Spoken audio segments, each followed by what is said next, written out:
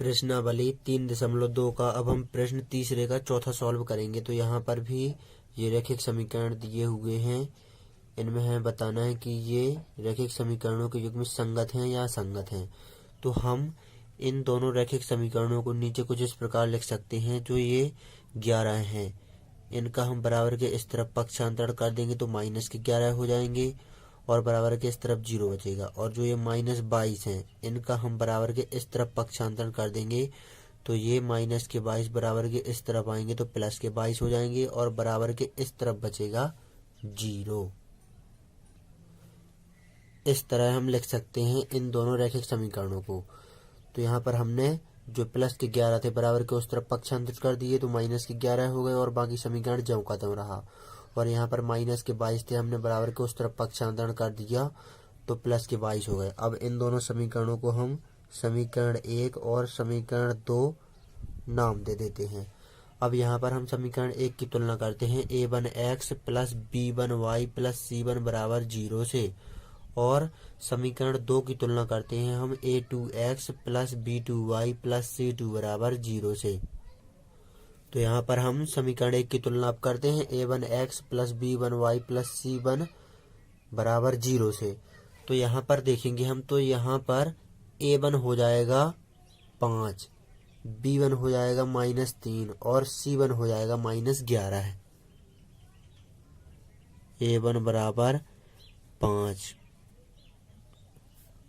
b1 बराबर -3 और c1 बराबर -11।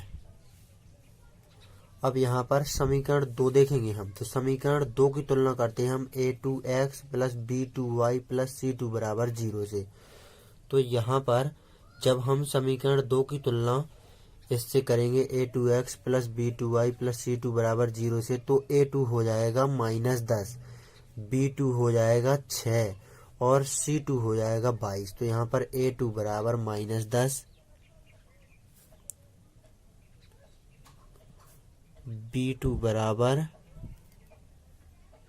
6 और c2 बराबर 22। प्रश्न में ऊपर कहा गया है कि a1/a2, b1/b2 और c1/c2 जो ये अनुपात है, इनकी तुलना करके बताइए कि रैखिक समीकरणों के युग्म संगत हैं या असंगत। तो अब हम a1/a2, b1/b2 और c1/c2 के मान को और निकालेंगे हम। तो इस तरह हमने लिख लिया a1/a2, b1/b2, c1/c2। चूंकि इन्हीं तीनों के हमें मान निकालना है तो अब हम मान रखेंगे। तो a1 है यहाँ पर 5, a2 है यहाँ पर -10, अब यहाँ पर b1 है यहाँ पर -3,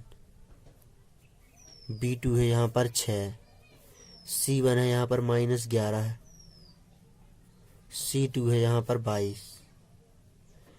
अब हम इनको थोड़ा और हल करेंगे। तो यहाँ पर हम इन्हें काटेंगे। तो यहाँ पर देखेंगे, अगर हम ऊपर नीचे 5 का भाग दे दें, 5 एकम 5, 5 दूनी 10, माइनस का चिन्ह ये ज्यों का त्यों। तो यहाँ पर -1/2 आ जाएगा, चूंकि जो ये माइनस का चिन्ह है यहाँ पर माना जाएगा।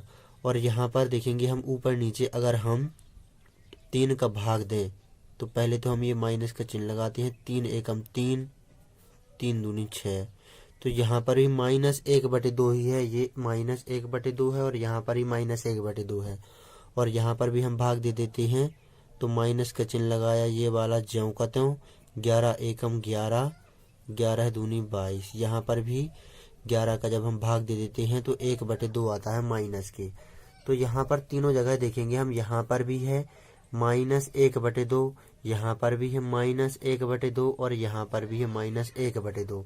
यहाँ पर समझाने के लिए जो ये माइनस के चिन्ह था यहाँ पर ज्यों का त्यों लगा दिया है, लेकिन जो ये चिन्ह है वो इसके सामने माना जाएगा, -1/2 माना जाएगा। और तीनों जगह देखेंगे आप तो -1/2, -1/2 और -1/2 है, यानी कि a1/a2 बराबर b1/b2 बराबर c1/c2 है। तो यहाँ पर ये जो रैखिक समीकरणों के युग्म हैं ये संगत हैं। यहाँ पर आप शर्त भी देख सकते हैं।